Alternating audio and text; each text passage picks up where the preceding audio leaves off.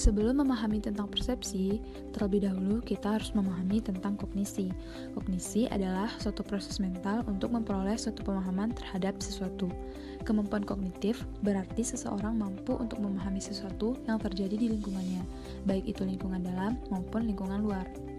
Proses-proses kognisi yaitu sensasi, persepsi, asosiasi, pertimbangan, pikiran, dan kesadaran.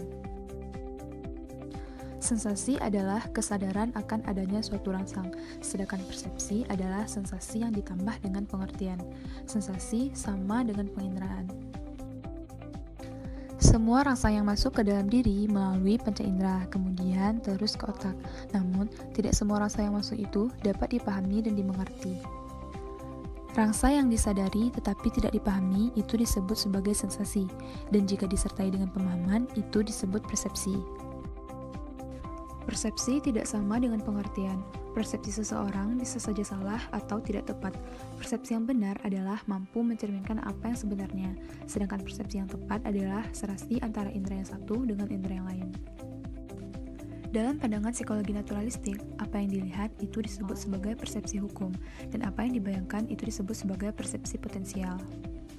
Dan dalam pandangan psikologi Gestalt, dikenal adanya hukum kesederhanaan yang menjelaskan bahwa penghayatan itu berkaitan dengan penafsiran stimulus yang meliputi figur dan background effect, serta perceptual grouping, di mana artinya itu adalah apa yang kita lihat itu adalah keseluruhan, bukan bagian-bagian yang terpisah. Persepsi dibentuk oleh 3 lapisan. Yang pertama, lapisan fisis atau fisiologis, yaitu objek dunia. Yang kedua, lapisan psikis, yaitu penghayatan sebagai kesatuan. Dan yang ketiga, lapisan eksistensial, yaitu yang berhubungan dengan pribadi. Dilihat dari fungsinya, secara kognitif, persepsi berfungsi untuk kontak utama dengan manusia dan dunia. Secara emosional, persepsi berfungsi untuk membangkitkan perasaan dan merangsang tindakan-tindakan tertentu. Sifat persepsi secara umum antara lain yang pertama adalah persepsi timbul secara spontan pada manusia, yaitu ketika seseorang berhadapan dengan dunia yang penuh dengan rangsang. Indera manusia menerima rangsang kurang lebih dari 3 miliar per detik, 2 miliar diantaranya diterima oleh mata. Yang kedua, persepsi merupakan sifat yang paling asli, yang menjadi titik tolak perbuatan dari manusia. Yang ketiga, ketika mempersepsi tidak selalu dipersepsi secara keseluruhan, mungkin hanya sebagainya saja, sedangkan yang lain cukup dibayangkan saja. Yang keempat, persepsi tidak berdiri sendiri, tetapi dipengaruhi oleh bergantung pada konteks dan pengalaman. Konteks berarti objek yang dipersepsi, sedangkan pengalaman berarti pengalaman-pengalaman yang telah dimiliki sebelumnya. Yang kelima, manusia sering tidak teliti, sehingga sering keliru. Hal ini terjadi karena sering adanya penipuan dalam persepsi, sesuatu yang tampak nyata padahal hanya bayangan. Yang keenam, sebagian persepsi ada yang dipelajari dan ada yang bawaan. Yang dipelajari dibuktikan dengan kuatnya pengaruh pengalaman terhadap persepsi, dan yang bawaan dibuktikan dengan dimilikinya persepsi pada suatu percobaan. Yang ketujuh, dalam persepsi, sifat benda dihayati biasanya bersifat permanen dan stabil, tidak dipengaruhi oleh penerangan, posisi, dan jarak. Yang kedelapan, persepsi bersifat prospektif yang artinya mengandung harapan. Dan yang kesembilan, kesalahan persepsi bagi orang normal ada cukup waktu untuk mengoreksinya, berbeda dengan orang yang terganggu jiwanya. Rangsang adalah setiap perubahan dalam energi luar yang mengaktifkan panca indera dan reseptor-reseptornya. Sesuatu dapat dikatakan rangsang jika sesuatu itu benar-benar merangsang. Beberapa orang yang memiliki kelainan pada panca indera tidak bisa menerima rangsangan dari luar. Karena keterbatasan panca indera, banyak fenomena-fenomena yang dapat dipahami sebagai rangsang yang setelah dirubah terlebih dahulu. Misalnya, sinyal-sinyal suara yang dikirimkan melalui gelombang radio baru akan menjadi rangsang setelah melalui perubahan tertentu yang berupa warna. Ada beberapa jenis rangsang. Yang pertama, rangsang mekanis. Ini akan terasa ketika seseorang merasakan sakit ringan atau mual. Yang kedua, rangsangan termal. Terasa ketika seseorang merasakan sentuhan benda yang berkaitan dengan suhu panas atau dingin. Yang ketiga, rangsang akustis.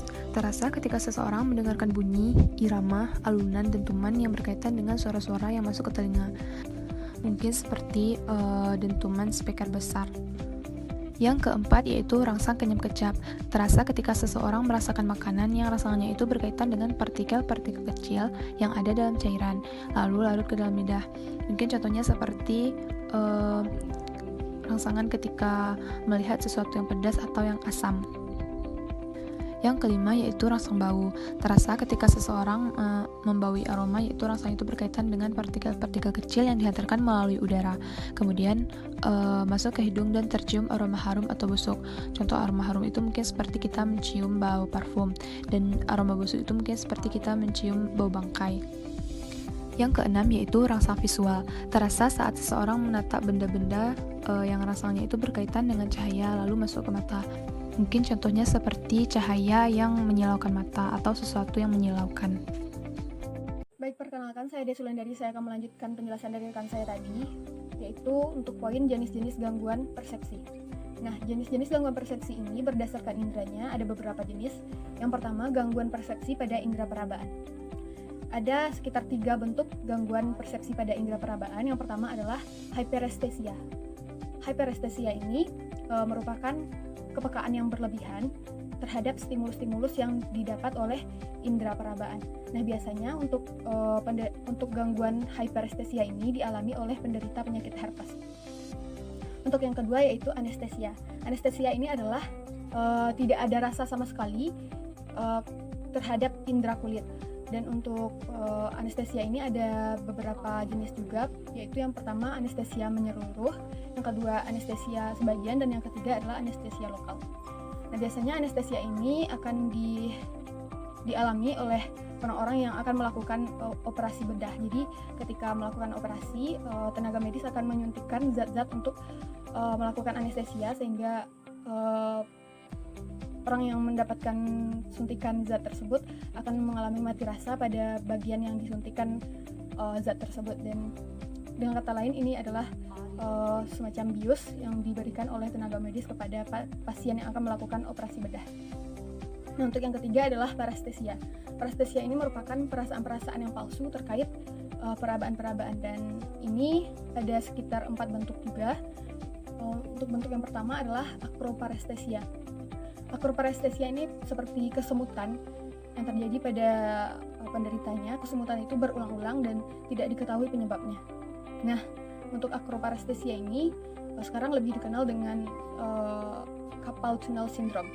Nah, untuk bentuk yang kedua dari parestesia ini adalah astereognosis. Astereognosis ini adalah sebuah kondisi di mana penderitanya tidak mampu mengenali bentuk melalui perabaannya. Jadi ketika meraba benda ataupun objek ataupun apapun yang diraba oleh penderitanya, dia tidak dapat mengenali bentuk tersebut hanya melalui perabaan tersebut. Bentuk yang ketiga dari parestesia adalah kaki pantom. Kaki pantom ini merupakan kondisi di mana seseorang yang telah diamputasi kakinya, tapi dia merasa kakinya tersebut masih ada. Nah, ini disebabkan oleh adanya sinyal-sinyal yang dikirim oleh syaraf-syaraf yang terdapat pada ujung tempat yang diamputasi tersebut, dan sinyal-sinyal tersebut dikirim ke otak sehingga otak berpikir bahwa kaki tersebut masih ada.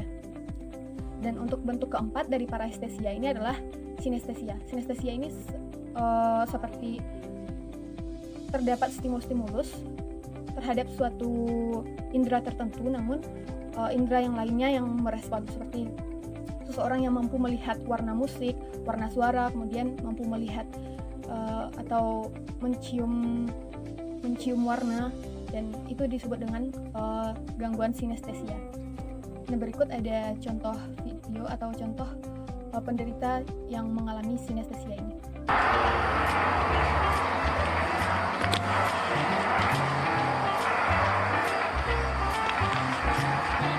Orange.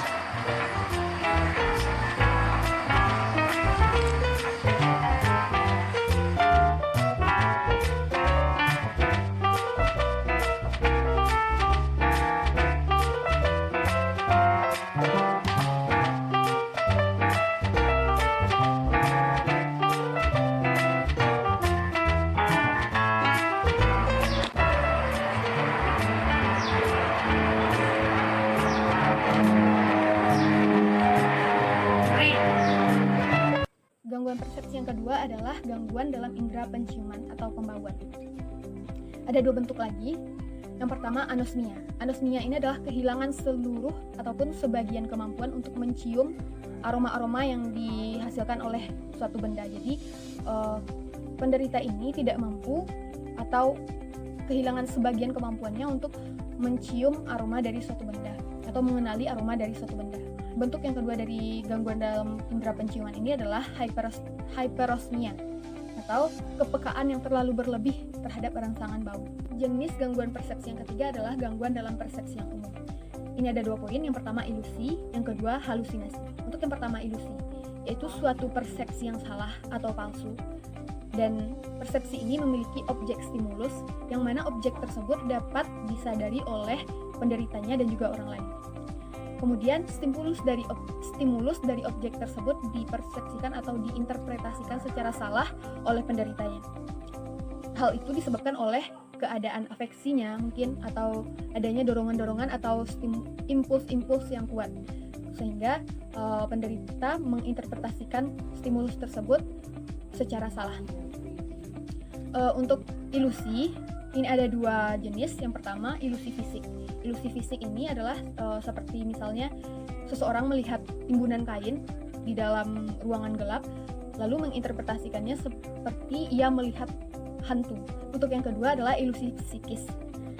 Contohnya, ketika seseorang mencurigai orang lain akan membunuhnya, atau misalnya seseorang terus curiga terhadap pasangannya bahwa pasangannya itu terselingkuh, padahal tidak ada kenyataan yang seperti itu. Yang kedua yaitu halusinasi. Halusinasi ini sama dengan ilusi, yaitu persepsi yang salah ataupun palsu.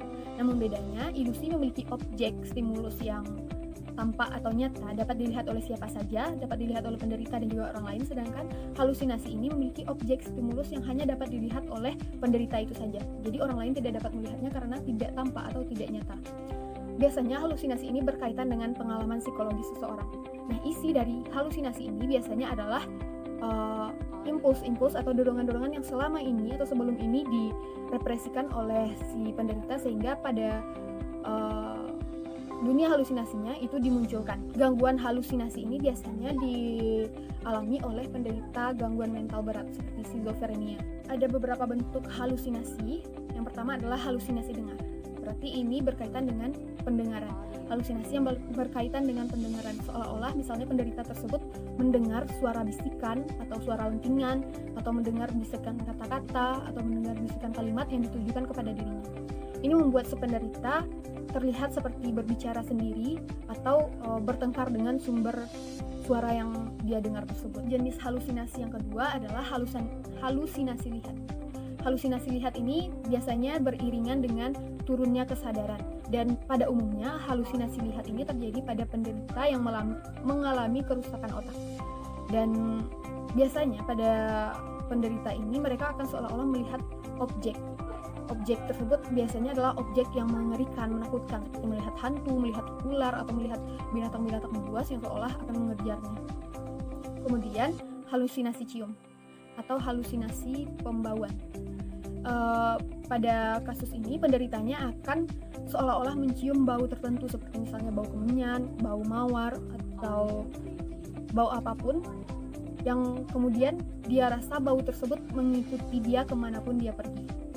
Nah, untuk bentuk halusinasi selanjutnya adalah halusinasi pengecap.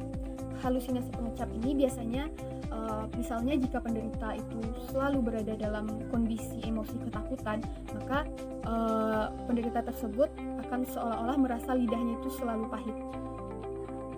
Dan untuk bentuk yang kelima adalah halusinasi perabaan. Halusinasi perabaan ini adalah suatu kondisi di mana penderitanya itu akan merasa seolah-olah ada yang menyentuhnya, ada yang merabanya, atau ada yang meniupnya, atau ada yang menyinarinya, atau bahkan ada yang merasa pada penderita itu sesuatu berjalan di kulitnya.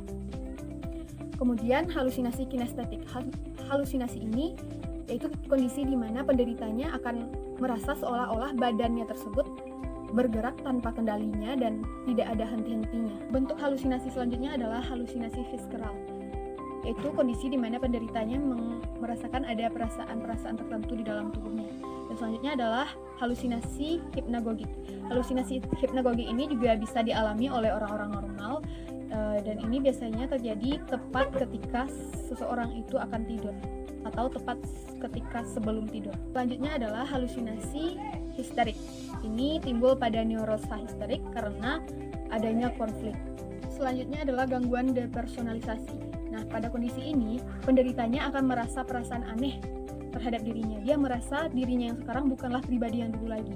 Dia akan merasa dia sedang tidak berada di dalam tubuhnya, atau seluruh tubuh atau sebagian anggota tubuhnya ini bukan lagi kepunyaannya. Selanjutnya adalah gangguan derealisasi. Artinya pada kondisi ini si penderita akan merasa perasaan aneh terhadap lingkungannya. Dia akan merasa seolah-olah apa yang terjadi, apa yang dialami itu adalah bukan kenyataan, tapi dia sedang bermimpi mengalami hal tersebut. Sekian penjelasan dari saya. Untuk materi selanjutnya akan dilanjutkan oleh rekan saya. Terima kasih. Baiklah, saya akan melanjutkan materi dari rekan saya mengenai gangguan perhatian. Jadi yang pertama saya akan menjelaskan konsep dasar dari perhatian. Jadi perhatian ini dapat diartikan sebagai pemusatan tenaga psikis yang tertuju pada suatu objek.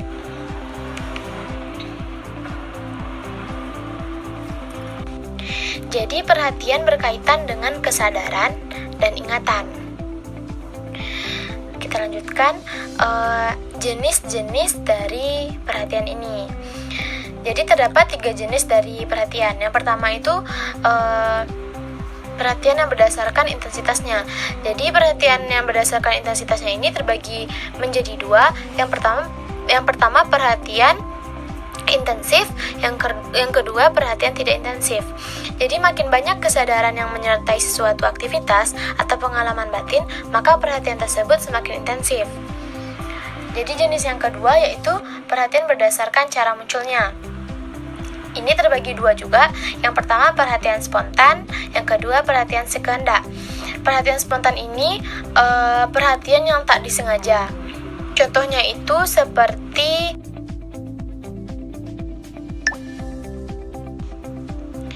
ketika malam hari kita melihat kunang-kunang. Yang kedua, perhatian sekehendak. Jadi perhatian sekehendak ini adalah perhatian yang disengaja atau perhatian yang bersifat reflektif.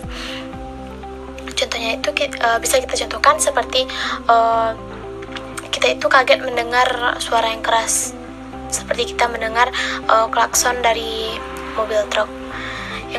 Jenis yang ketiga itu yaitu berdasarkan luasnya objek yang dikenal perhatian. Jadi ini terbagi 2 juga. Yang pertama perhatian terpencar atau distributif, yang kedua perhatian memusat atau konsentratif.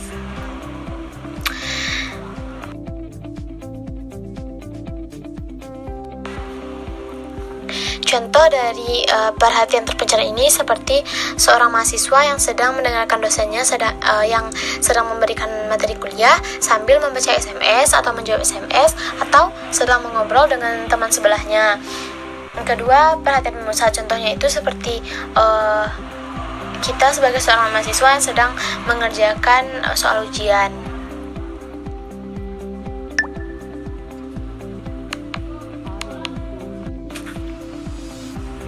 Selain 3 jenis perhatian sebelumnya, terdapat juga 2 jenis perhatian lainnya. Yang pertama bila dilihat dari objeknya. Jadi hal-hal yang menarik perhatian tersebut diantaranya adalah hal-hal yang keluar dari konteksnya atau yang lain dari yang lain. Kita contohkan seperti cara seseorang berpakaian itu terlihat aneh. Contohnya anak pang, pasti terlihat aneh bagi kita. Yang kedua, dilihat dari subjeknya. Hal-hal yang menarik perhatian diantaranya adalah hal-hal yang berhubungan dengan kebutuhan seseorang. Contohnya seperti berita olahraga. Jadi berita olahraga ini perlu bagi orang yang suka olahraga. Jadi perhatian berhubungan dengan kesadaran, penginderaan, objek, suasana, kebutuhan, minat, profesi, dan sebagainya. Agar proses perhatian dapat berlangsung baik, paling tidak harus memenuhi 3 syarat utama, yaitu semua rangsang yang tidak termasuk objek perhatian harus disingkirkan. Yang kedua, objek perhatian harus berhubungan dengan subjek yang melakukan perhatian atau apersepsi. Yang ketiga, alat-alat penerima rangsang harus berfungsi dengan baik. Dalam keadaan wajar, perhatian hadir dalam intensitas yang cukup kuat dan terkendali, serta berlangsung dalam durasi yang lama atau sebentar, tergantung pada kehendak. Dalam keadaan abnormal, sifatnya bisa lemah dan bisa kuat. Jadi, pada orang yang perhatiannya lemah disebut sebagai vigilitasnya tinggi. Vigilitas itu merupakan mudah tidaknya perhatian dialihkan. Semakin mudah teralihkan berarti vigilitasnya semakin tinggi. Lalu, sedangkan pada orang yang tidak sanggup memperhatikan atau berkonsentrasi dalam waktu yang lama disebut memiliki tenasitasnya rendah. Jadi tenasitas itu adalah kesanggupan untuk mengarahkan perhatian terhadap suatu masalah atau objek dalam jangka waktu yang relatif lama.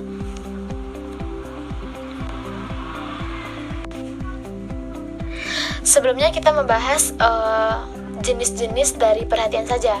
Yang selanjutnya kita akan membahas jenis-jenis dari gangguan perhatian ini.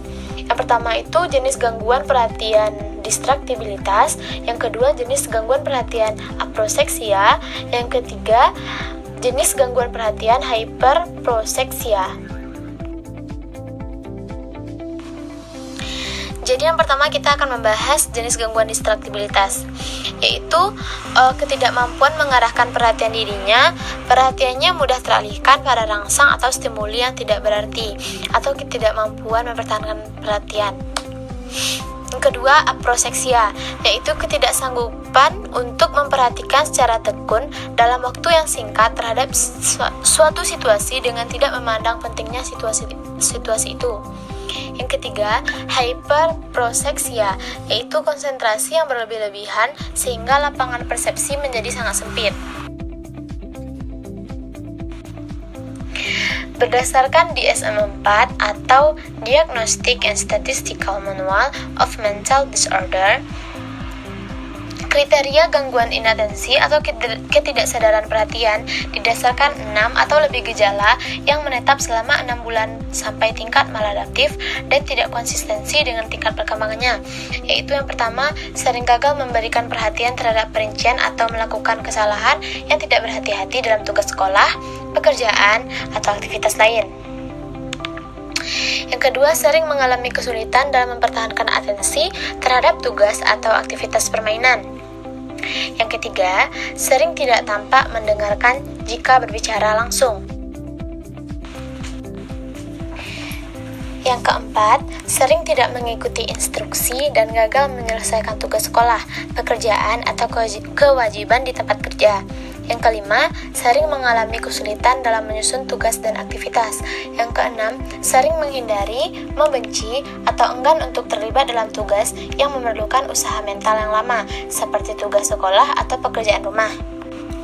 Yang ketujuh, sering menghindari hal-hal yang perlu untuk tugas atau aktivitas, misalnya melalaikan tugas sekolah, seperti tidak membawa pensil, buku, atau peralatan belajar. Yang kedelapan, sering mudah dialihkan perhatiannya oleh stimuli luar. Yang kesembilan, sering lupa dalam aktivitas sehari-hari. Mungkin hanya sekian materi dari saya. Sekian dan terima kasih. Assalamualaikum warahmatullahi wabarakatuh.